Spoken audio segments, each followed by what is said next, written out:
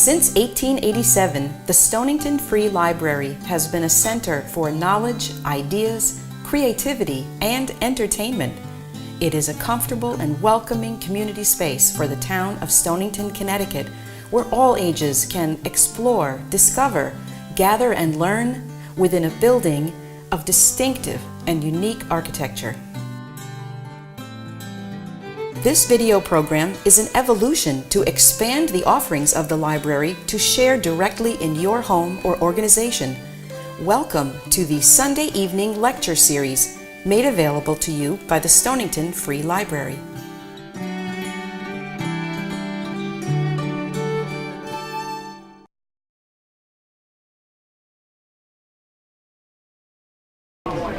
Good evening, everybody. I think the time is upon us, and welcome to Stonington Free Library. Obviously, this is a very cosy place to be on such a wonderful spring afternoon. And welcome to the first in our 2019 Sunday evening lecture series. But first, on behalf of Stonington Free Library, I want to thank the library's Programme Committee for all the time and creative effort they put into bringing such a rich variety of programs to our community. I'm sure anyone who's been involved in this kind of committee knows what a great deal of work from conception, somebody has a great idea, but then to bring it to fruition, to the event, is a lot of work. And faithfully led by Chair and Trustee Susan Martin and supported by staff member, Assistant Director Michaela Hall, it is a wonderful team of volunteers, and we are very grateful. And then I have one announcement for your calendar. Our next Sunday event in partnership with the Merrill House Committee will be the Merrill House Writers in Residence, James Longenbach and Joanna Scott. They're here at the library on April 14th, which of course you all know is April is Poetry Month, and that's at 5 o'clock here in the library. And now it is my great pleasure and privilege to welcome our distinguished guest this evening, our neighbor and friend, David Leeming. He's Emeritus Professor of English and Comparative Literature at the University of Connecticut at Storrs. You can't hear me? Well, is this working? Yes. And I have to just, is that better? Yes. Oh, now you tell me. Oh, well, I'm not going to start again. David is the author of over 20 books on mythology, his latest being Sex in the World of Myth, and also of several acclaimed biographies. But it is his monumental and powerful biography of James Baldwin that he will be discussing tonight. The compelling combination of meticulous scholarship with the compassion and deep understanding of a true friendship, a friendship lasting 25 years, makes this a very special portrait of a very important figure in the troubled history of this country. James Baldwin called David my Boswell. And I was thinking about that, and I'm sure it's true. He wouldn't have said it if it wasn't true. But when I think of James Boswell, I think he probably loved himself as much as he loved Dr. Johnson. And that is certainly not true of David. One of the things that comes through in this biography is his tremendous love and understanding of this very complicated, tragic, and extraordinary man.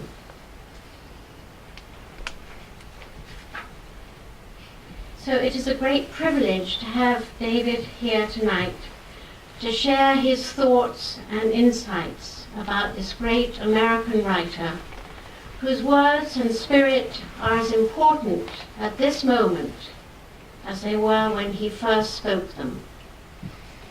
I'm just going to very quickly read from the back of the paperback copy, which David will be signing and selling afterwards.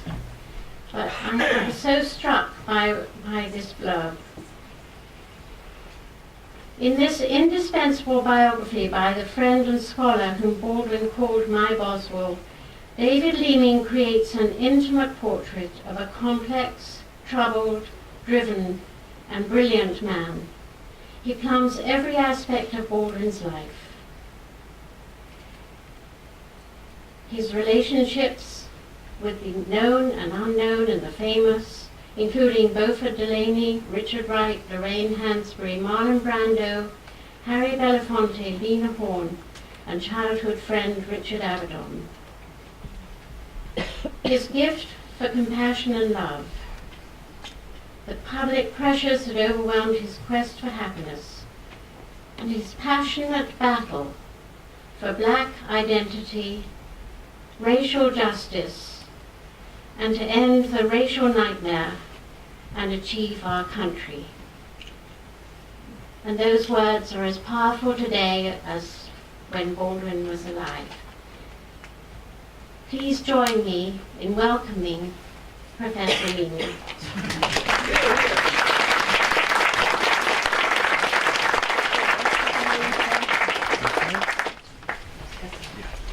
Thank you for the. David, you need to move the mic closer to your. Okay, I will in a minute. I'm just going to check.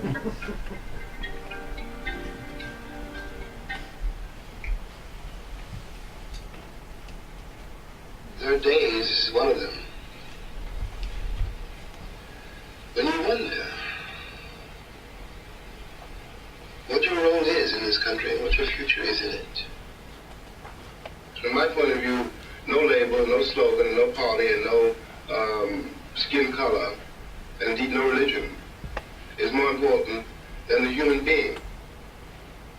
Now, when you were starting out as a writer, you were black, impoverished, homosexual. You must have said to yourself, gee, how disadvantaged can I get? No, I thought I hit the jackpot. If it's so outrageous, you cannot go any further, you know. And so you had to find a way to use it.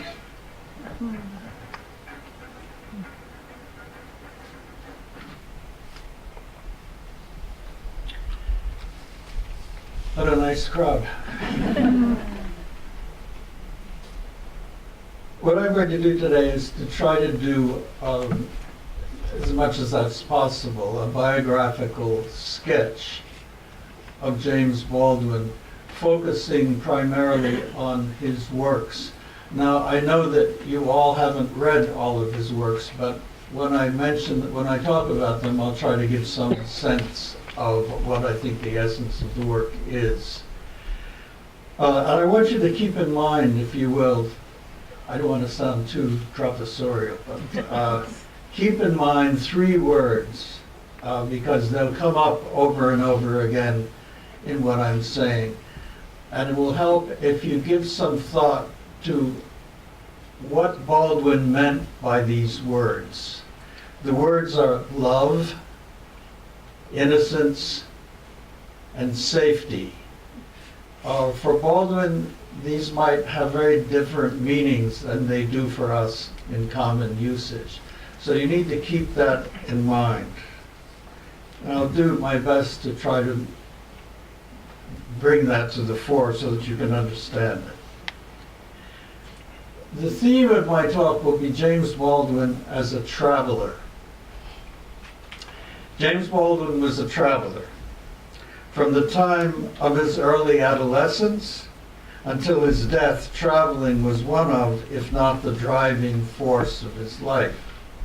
He traveled to escape. He traveled to discover.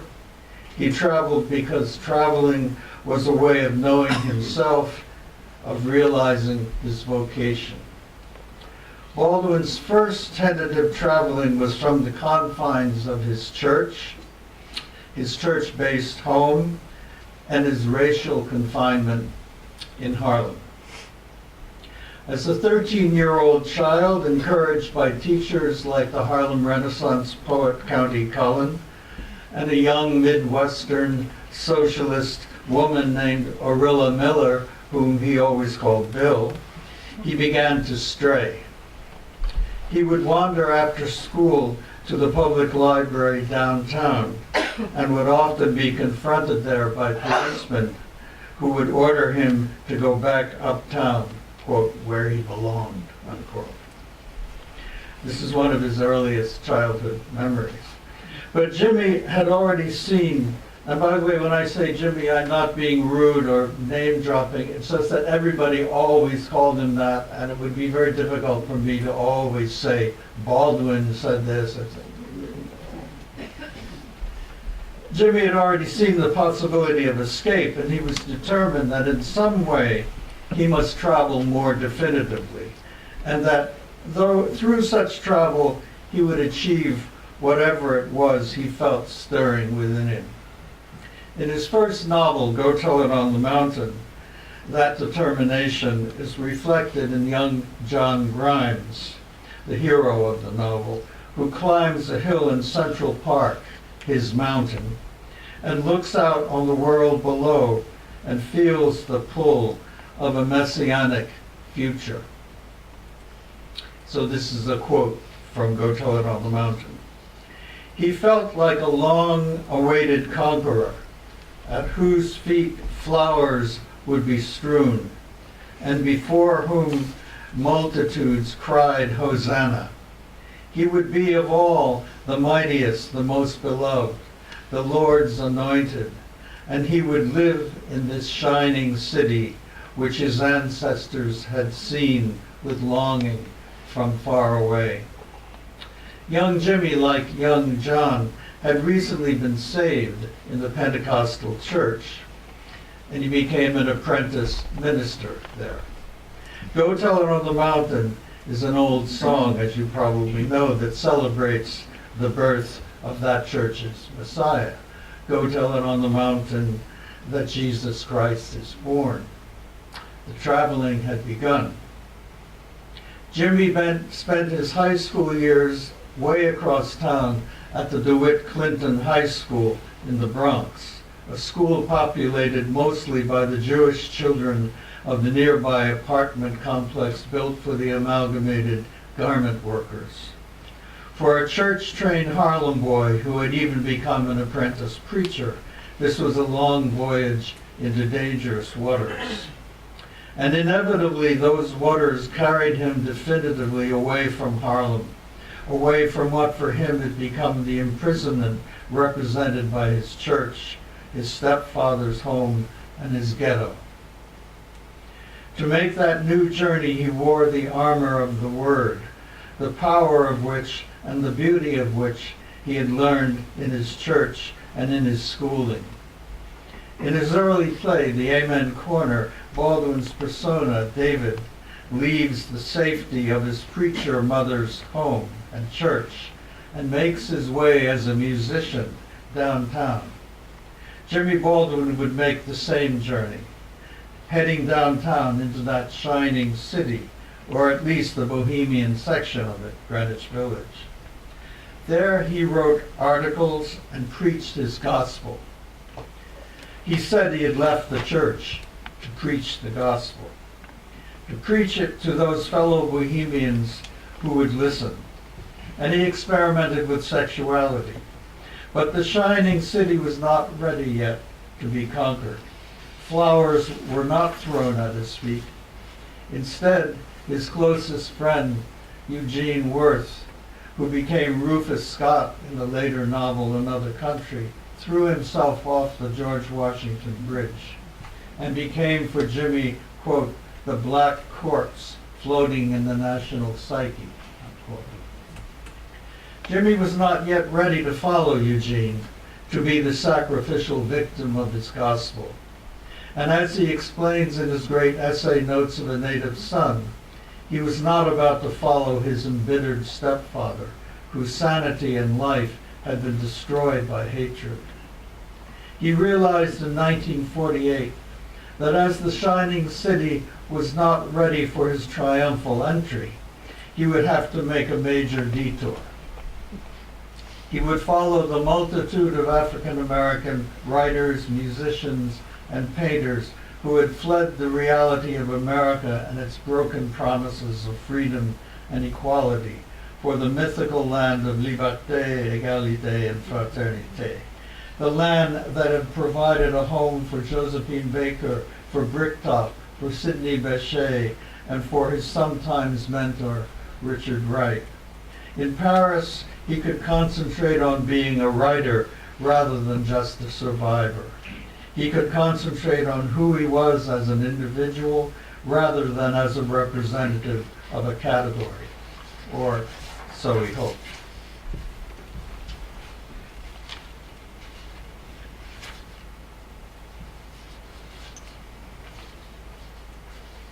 I lost my base, of course. In the Paris of Josephine Baker, poverty undermined the mythology.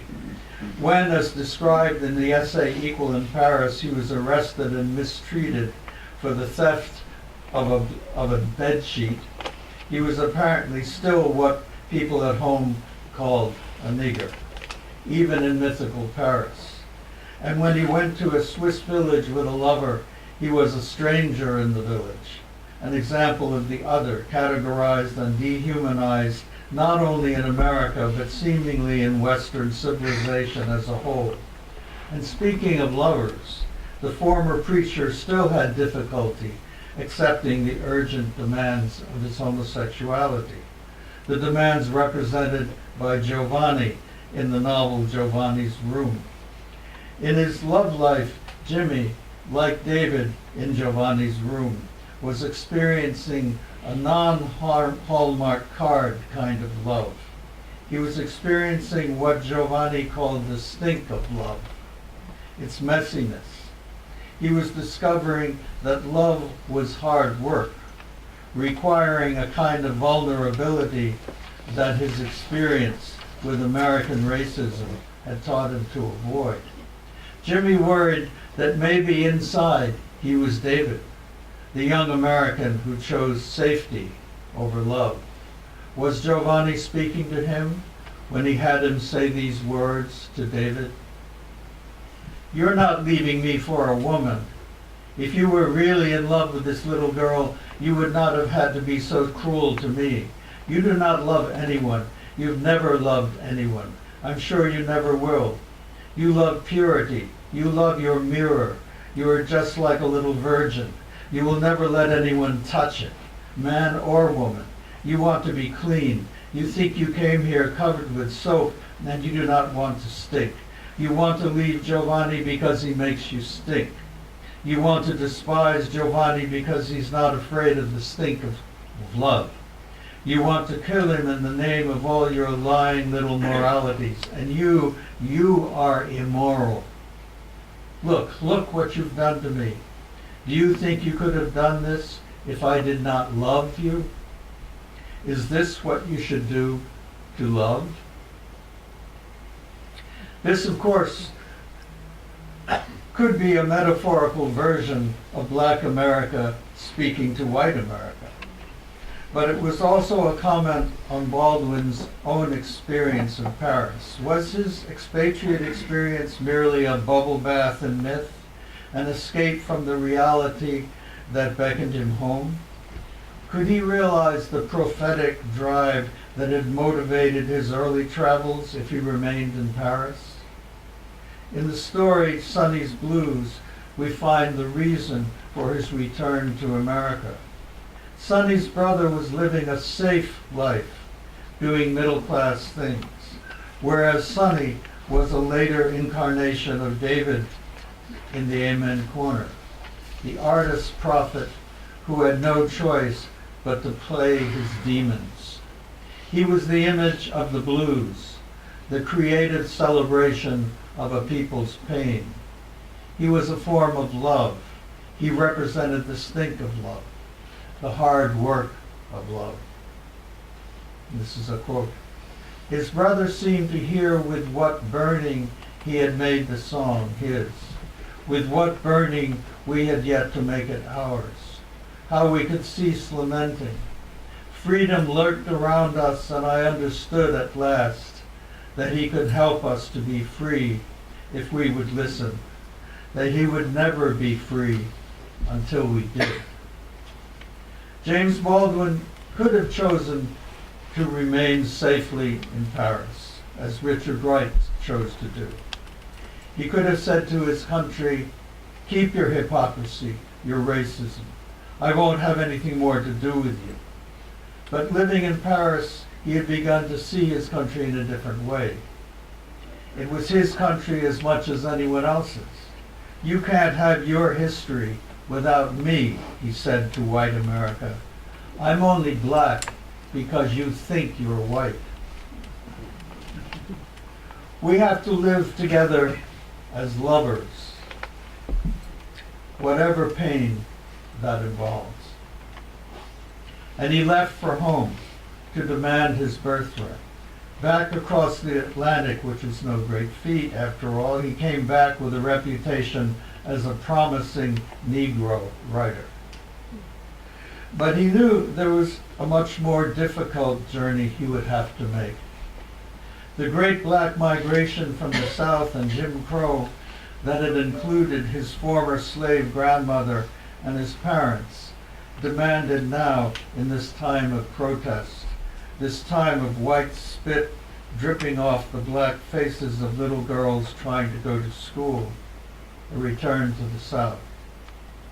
To have a chance of entering the shining city of the American dream, he would have to journey into the mythologized world of the old wisteria-laced South, the world of Scarlett O'Hara, Rhett Butler, and Mammy, a world which was also that of black lynchings, the Klan, and colored restrooms and restaurants for whites only.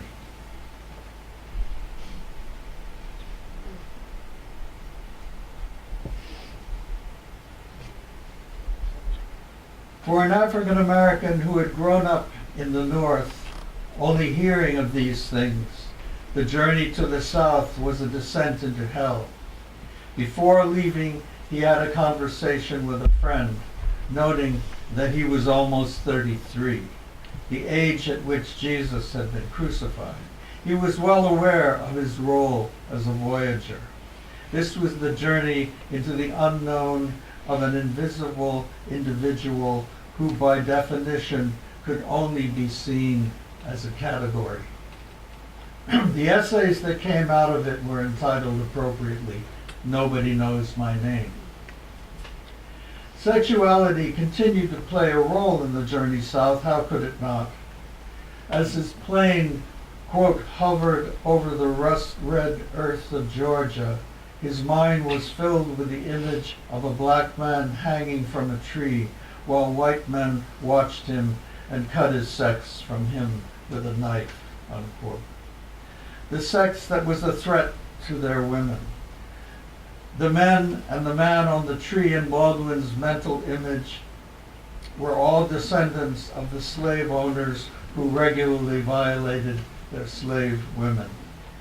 The image of the castrated black man was an ominous one for a black homosexual whose very existence made him a potential victim. When one night a white man made sexual advances towards him, he realized that, quote, we were both abruptly in history's ass pocket.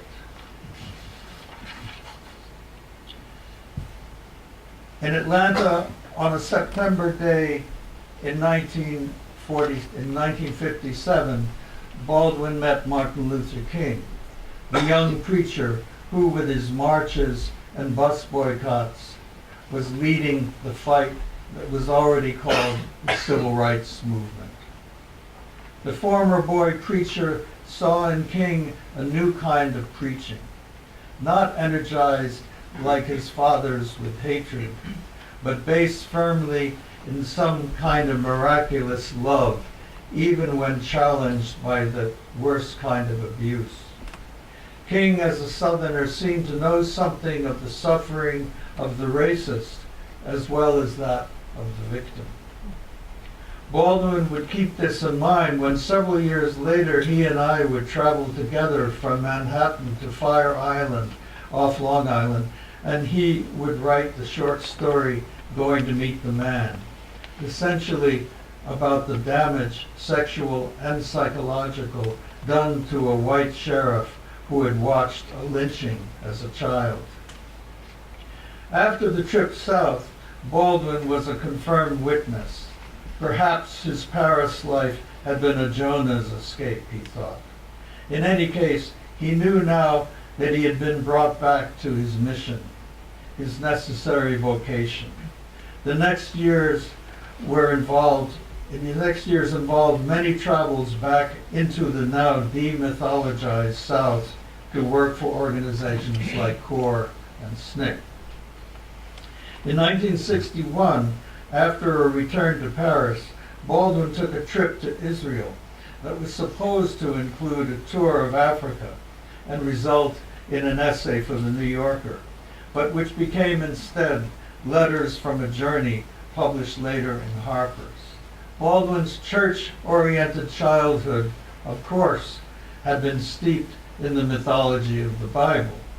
The River Jordan, the Promised Land, Jerusalem, were all associated in his mind with the aspirations and longings of African Americans.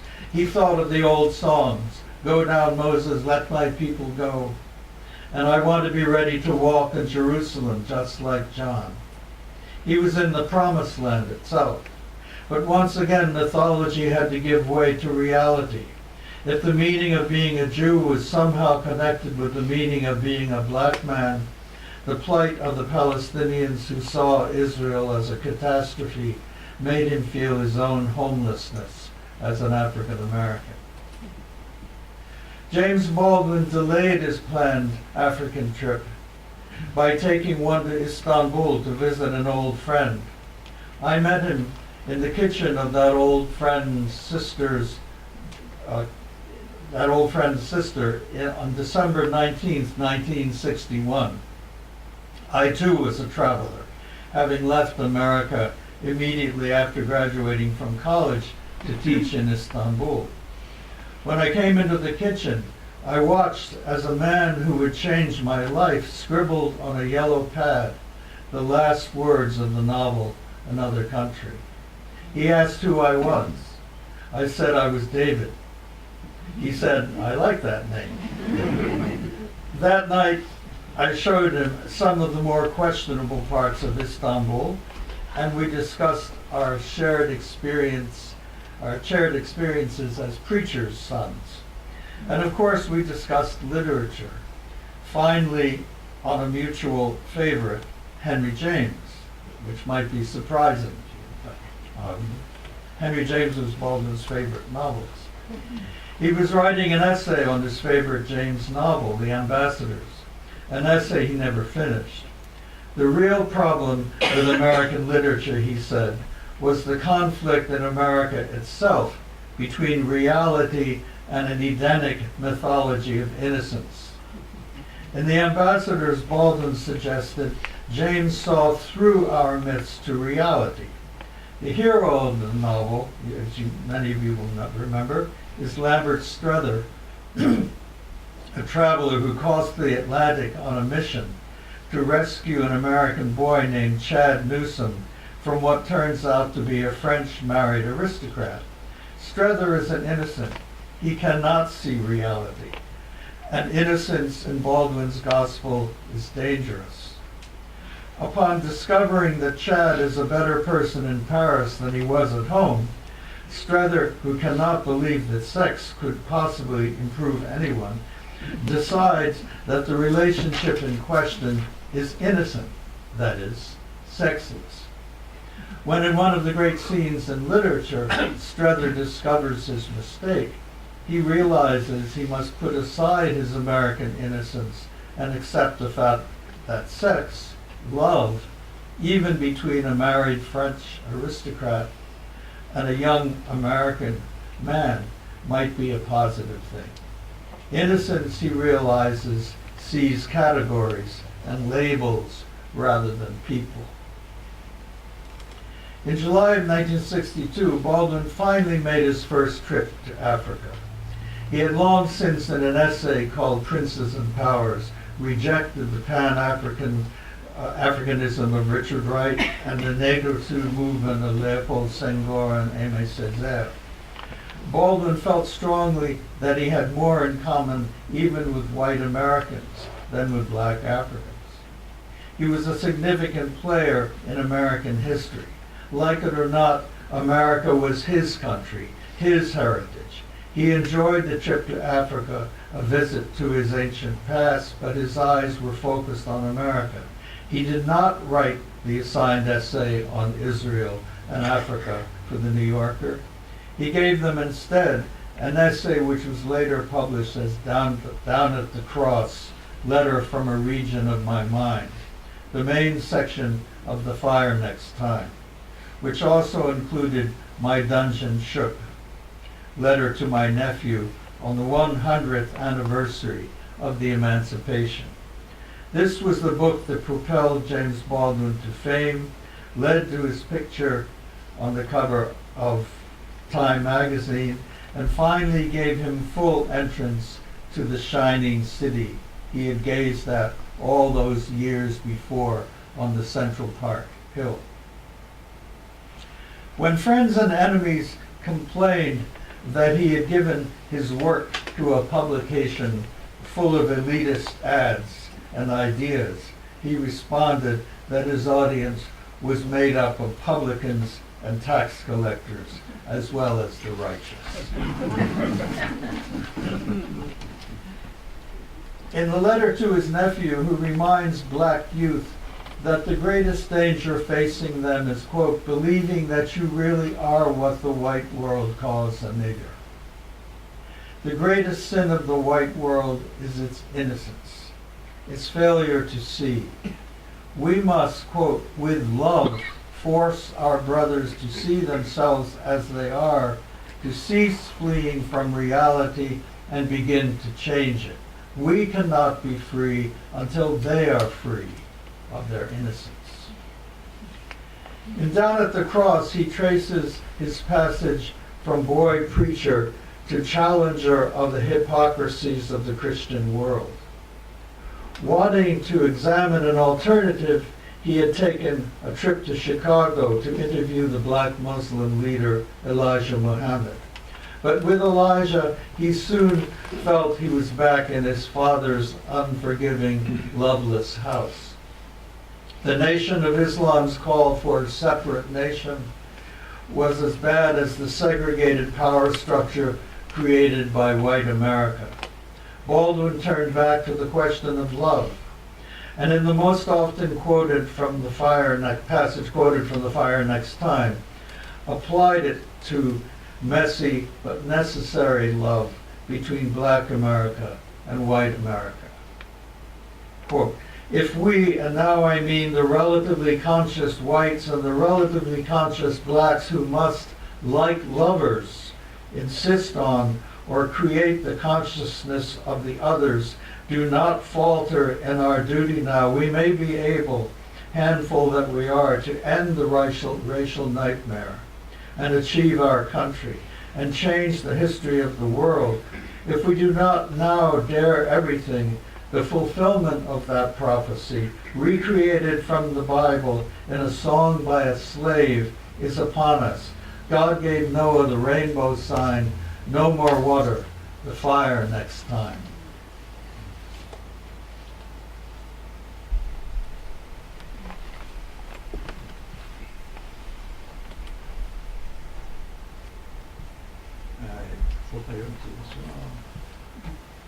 What is it you want me to reconcile myself to?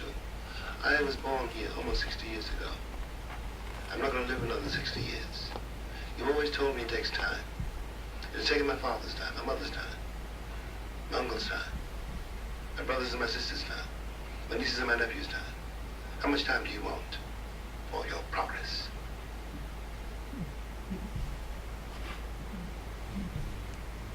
Baldwin's novel Another Country was published in the same year.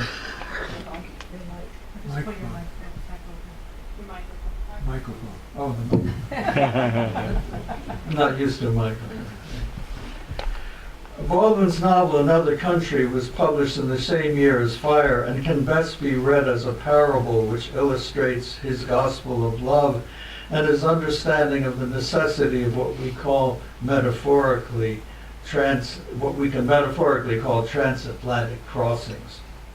The Atlantic being the perilous distance between arbitrary categories and individuals, between innocence and reality.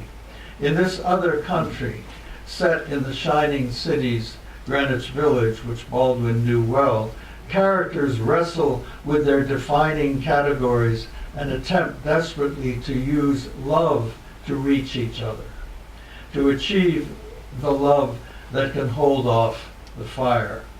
Eric, a gay man, sleeps with a woman, Cass, but also with a straight man, Vivaldo. White Vivaldo sleeps with black Ida. Eric is in love with the French boy Yves, who, when he finally makes the actual voyage from France to New York, feels he has reached the New Jerusalem, the city which the people from heaven had made their home. Yves, said Baldwin, represents post-war Europeans who came seeking another country. But Baldwin knew his religion. The people from heaven could also be those fallen angels led by Lucifer, and their city could be hell. Cass says, quote, "This isn't a country at all. It's a collection of football players and Eagle Scouts." That is a country of dangerous innocence. It's Ida who understands this best, the black woman whose brother Rufus had jumped, like Baldwin's friend, off the George Washington Bridge.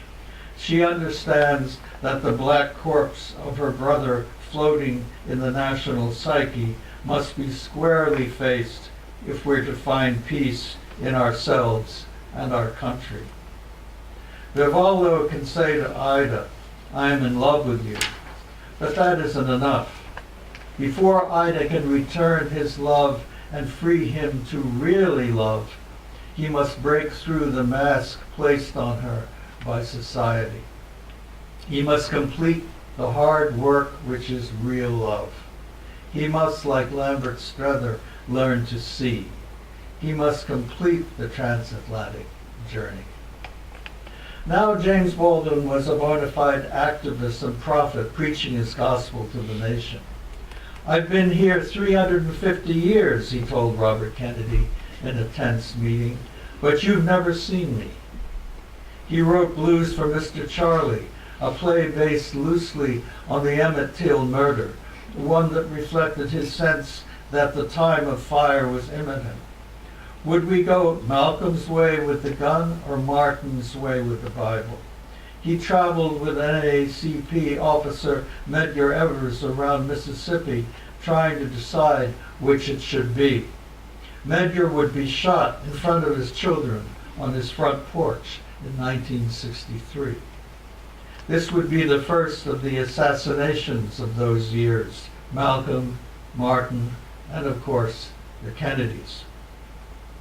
I worked in Baldwin's office on West End Avenue during my graduate school years between 1964 and 66. The assassinations and accusations that he was not radical enough led him into a period of deep disillusionment. In the fall of 1965, he left again for Istanbul to escape the sense that in spite of his fame, he was still, like Ralph Ellison's man, invisible.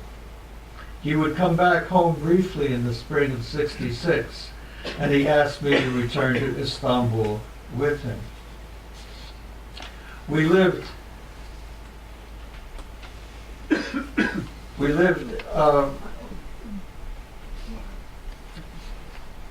in a modest but beautiful house on a cliff, that's what's up here, overlooking the Bosphorus. And he wrote the novel Tell Me How Long the Train's Been Gone, a novel about a famous performer plagued by ill health, a sense of loneliness, and a loss of his powers. This was, of course, an autobiographical work. There were many adventures during our stay in Turkey, which I could tell you if I had time, but you can read them in the book. And Baldwin would return there several times in the years to come, both to escape the turmoil at home and the pain of his personal life. For all his talk of love, it had a way of passing over him in the personal domestic sense. In one of his last visits to Turkey, he lived in another house near the Bosphorus, this time with a young temporary lover and with his old friend and one-time mentor, the very philosophical, psychologically damaged, and much-loved Buford the Lady, on whom I also wrote a biography, but I can't get into that at this point. Jimmy was fond of saying the situation reminded him of Voltaire's Candide, Pangloss, and Cunegonde cultivating their garden along the Bosphorus. There we are in our garden with two other friends. That, believe it or not, is me. In the 1970s and 80s, Baldwin was in effect a transatlantic commuter. For the last 15 years of his life, he essentially lived half of each year in France, in Saint-Paul-de-Vence, where he eventually bought a house, and half in the States, where he taught at various universities, always preaching his gospel. The disillusionment never left him, however. He wrote a memoir of sorts and gave it the appropriate title for his mood, No Name in the Street. And he wrote two important novels, If Beale Street Could Talk. Many of you maybe saw the movie Beale Street Could Talk. That novel was a parable of his concerns about personal and public imprisonment, sexual, intellectual, racial imprisonment. He took the title from an old W.C. Handy song he saw as containing a kind of ironic portrait of himself, the blind man on the corner who sings the Beale Street Blues. Just above my head was a complex and experimental return to the brother theme of Sonnys Blues, in which Baldwin again metaphorically examined his own life and career as an artist and witness. James Baldwin's middle name was Arthur. The main character of the novel, a musician named Arthur, a perennial transatlantic traveler in all senses of that phrase, who dies on a London restroom floor. During the last 2 years of his life, Jimmy traveled back and forth between New York, London, and Saint-Paul-de-Vence. But it was Saint-Paul-de-Vence that was now home. He loved everything there, especially around the lunch table in the garden, the table he called, I should have said he loved entertaining there, especially around the lunch table in the garden, the table he called the welcome table after the old song. I'm going to sit at the welcome table. I'm going to feast on milk and honey one of these days. He was working on a play called, in fact, The Welcome Table, in which a famous aging singer entertains in her house in the south of France. Edith is based on Josephine Baker, and of course James Baldwin. Jimmy always loved pointing out that Josephine's initials were the same as his. During the last week of his life, I helped Jimmy's brother David and his friends Bernard and his former lover Lucienne take care of him. During the night, when it was my turn to watch, we would talk of many things. One night, thinking Jimmy was asleep, I began reading to keep myself awake. I was well into the book when I realized Jimmy was watching me. Quoting now from the biography I eventually wrote. During the night, I picked up the book I had been reading the night before and was well into it when I realized Jimmy was watching me. What are you reading? He asked. And this voice sort of came out of the darkness because his part of the room was in darkness, and I just had a reading light over the chair I was sitting in. "What are you reading?" he asked. "Something from your bookcase. Pride and Prejudice," I answered. "Which part?" "Chapter 19. Mr. Collins is proposing to Elizabeth. He asked me to read the chapter aloud. And when I had finished, he chuckled and then whispered, 'So economical, so devastating.'" To continue quoting from the biography, "There had always been an unwritten law in Jimmy's households that people greet each other with a kiss on each cheek at the first encounter of the day. This was a ritual learned in France. Caring for Jimmy in his sickness was a logical extension of the ritual. He was insistent on not going to a hospital or having a nurse. He wanted men to take care of him, not, I was sure, because he disliked or mistrusted women, but because it was important to him that men express the feminine within themselves, that they adopt a kind of tender nurturing usually associated with women. We, David, Bernard, Lucien, and I, became disciples of his gospel, gentlemen of the welcome table. To put it another way, we ritually experienced the stink of love in Giovanni's room. Even as he lay dying, Jimmy insisted on his role as a witness and lived his prophecy. James Baldwin's last transatlantic crossing was from Nice to New York in a French coffin. His funeral was at the Cathedral of St. John the Divine, where in 1974 he had come from St. Paul to be honored with a medal in recognition of the artist as prophet. From the pulpit, he had lashed out then against the war, the Vietnam War, and called Richard Nixon a motherfucker.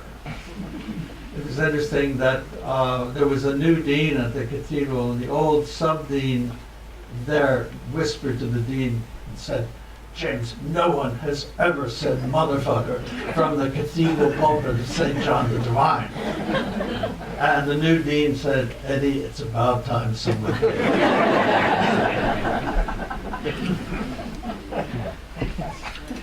It's time to think about the Messiah in a new way, he preached. It's time to learn to love each other. The love of God means responsibility to each other. At the funeral, Amiri Baraka called James Baldwin God's black revolutionary mouth. This is a portrait by Buford the Lady of Baldwin.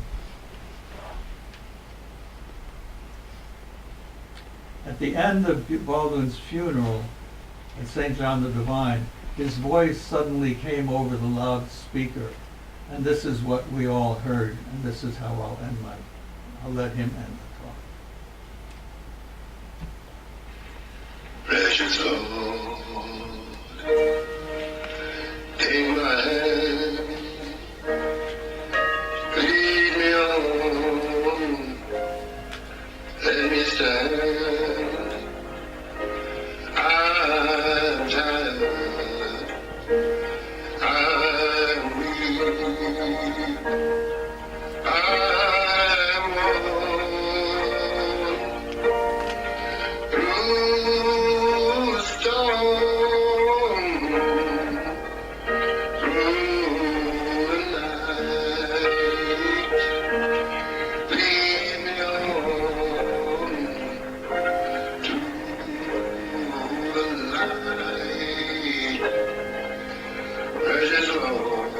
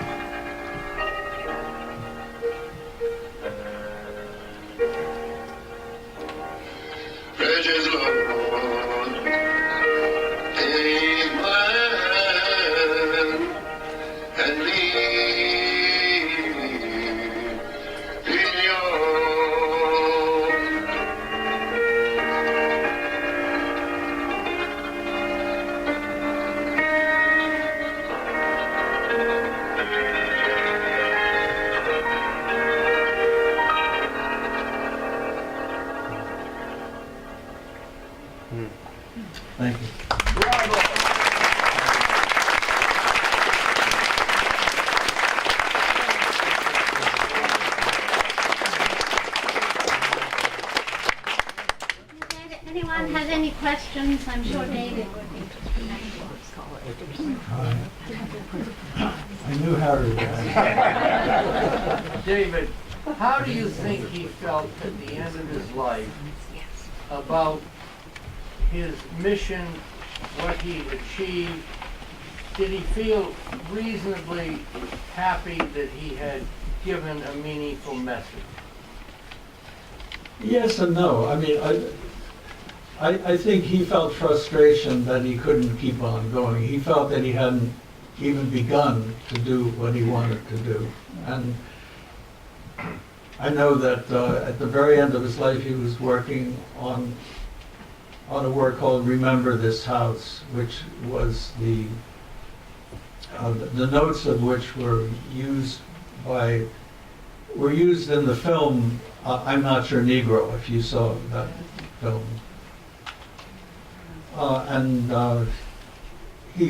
He was dying. I mean, everybody knew that. And yet he was saying he had to get up the next day to get to work on that work. Jeff? Is there anybody that you can name who's in the black community who's anything close to the equal in terms of it being a public intellectual? Yeah. I don't know. Other people might have some ideas about that. I don't particularly have. I mean, I don't have any one person I would particularly say what's the same kind of voice that Baldwin had. Baldwin was a voice. Baldwin was a prophetic voice. He was somebody who was, I suppose you could say, obsessed with his prophecy. He could never let it go, and that came out. I mean, you notice in some of these interviews, they start out sort of like, any other interview, and suddenly that prophecy speaks through him, and he has to do it. And this sometimes caused really unpleasant situations, like at a nice formal dinner party, when somebody would say something and he would explode, and suddenly turn from this nice dinner party guest to this crazy prophet from the point of view of the people who were being harangued. But being present at many of those situations led me to understand that this is what his calling was. This was his vocation. He didn't believe in the church. He left the church in order to preach what he thought was a truer gospel. And he couldn't do that only when it was convenient to do it. He had to do it when he had to do it, and it didn't matter who got in the way.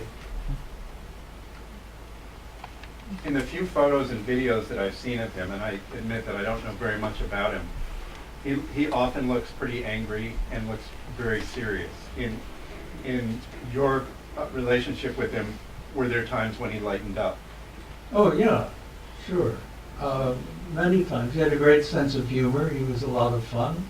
Our children, Juliet knew him, and Pam knew him. Paul, it's interesting.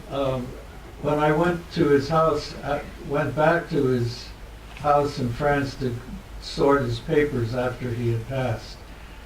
I went down into the room where he had been living before we had moved him upstairs where he could be better taken care of. And pasted on his bulletin board was a picture of me holding Paul. So, I mean, and it was, in a way, it was funny the way it was put with all the other more serious things on it. But he had a great sense of humor. Yes, Lynn? I have a funny question. You knew him when he was he wasn't so young, but it was a little earlier on. Did you sense immediately that this was a person for the ages when you met him, or at what point? I did. That was immediately apparent. I mean, I guess you could say, in his sense of love, I fell in love with him. Mm-hmm, mm-hmm. He was one of those people. I mean, I met him in Istanbul that night at a party, and he had the kind of magnetism, to me anyway, where I wanted to be with him all the time. I wanted to watch him light his cigarette, of which he smoked many, and drink his Johnny Walker Red Label, of which he drank much. I mean, I just wanted to be with him all the time and listen to him. I mean, he was a voice, as I said. And he also was a listener, which a lot of people who are voices are not. He was very concerned with the person he was with, and was very aware of who that person was. And sometimes he went at huge lengths to do something for that person that he felt that person needed to have done for them. I could tell you, I don't have time, but I could tell you the story of how he sent me to pick up Buford the Lady in Paris. I think I have told you that. Well, anyway, he sent me to pick up Buford the Lady in Paris, and I didn't know that Buford the Lady was his mentor when Baldwin was about 15. And he asked me, we were living in Istanbul, and he said, would you mind when you come back from the States, because I had to go to the States to take something for him to his lawyer. I came back and had bought a car in Paris, and he said, since you're there, would you pick up Buford the Lady? And I said, who's Buford the Lady? He said, Buford the Lady's a cross between St. Francis and Brer Rabbit. And that's all you need to know. Speaking of comedy, of sense of humor, that's all you need to know. So I did. The thing is, I went and I knocked on Buford's door in Montparnasse, in a sort of Zola-esque apartment building with sort of pissoirs on each floor. And I knocked on it, and he said, come in, David. How did he know? That Jimmy must have told him I was coming. And the whole room was in white, and he was wearing a white dashiki. So the sun was coming through. The only thing I could see in all this whiteness was this round, brown face. And the round, brown face said, won't you lie down? And I already knew that Jimmy was behind this, that I was going to have to deal with something. So I did. I lay down on the couch and on one bed, and he lay down on the other, and we stayed there head to head for 3 days and 3 nights, except when we had to get up to use the pissoir, or to eat a little bit of canned tuna fish, then we go right back to the beds. And we talked, or we slept, and we talked, and we slept. And then finally he said, okay, we can go to Jimmy now. And we got in the car, and to make a long story short, he tried to jump out of the car, and I suddenly realized I was dealing with somebody who had there was a problem. And we got to this, we went through the Iron Curtain, and we were in a transit hotel where everybody had to sleep in dormitories. And I slept in a bed next to him, and I woke up in the night and he was gone. And I then stupidly remembered something that Baldwin had said to me before I left. He had said, just don't lose him. So, but you begin to see there's a metaphorical thing here too. There's a lesson. Baldwin obviously felt I needed to know something that I hadn't yet seen. That my innocence still needed to be broken through. Okay, and that would take love. And that night, when I went out and I found Buford out in the village and brought him back into the bed, and I realized the only way I could keep him I could prevent myself from losing him was to get into bed with him, which I did. And we slept in the bed together with our arms around each other. He heard voices, and somehow during that night I learned to hear the voices too, and I realized that his voices were not nonsense. The voices reflected a whole pattern of life that he had suffered, a life of deprivation, of prejudice and pain. And I shared that pain with him, with my arms around him. And for three nights after that,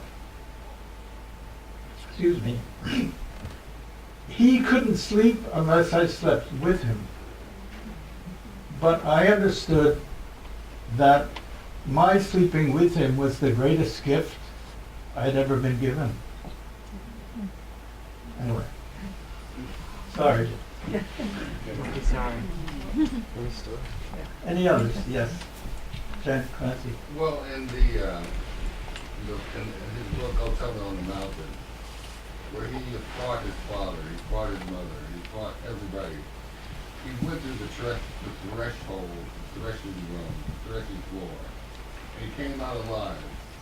And he said, I'm ready, I'm here, I'm saved, but I don't have to be a savior going forward.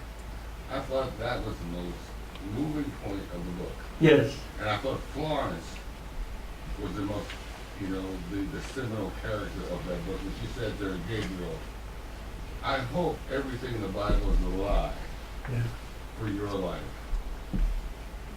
Good point. I wonder how many people have read Go Tell It on the Mountain, just out of curiosity. You'd agree, right? Everybody should read it. Did he have any faith in religion at all in the end? I mean, I hate to use that term, organized religion, but people were always asking him that. Somebody asked him that. Somebody came to visit when he was on his deathbed and asked him that question. And he said that wasn't relevant. That he knew there was something more than himself and more than what he could understand, but he wasn't about to get into what that was. I mean, he loved the old songs. As you can tell by some of the things I said, he never lost sight of the religion, and somehow it was appropriate for him to be buried out of St. John the Divine, since he had been there and it said motherfucker from the top. So in a way, there he was, back where he had said that, and the church accepted him, and he accepted the church in some sense. And then moved on. Right. And he moved on and was buried next to Malcolm X and Paul Robeson in a cemetery just outside of New York. So I think it would be wonderful to continue this conversation when Dave is going to be signing books at the back. I can't thank you enough. It's just been.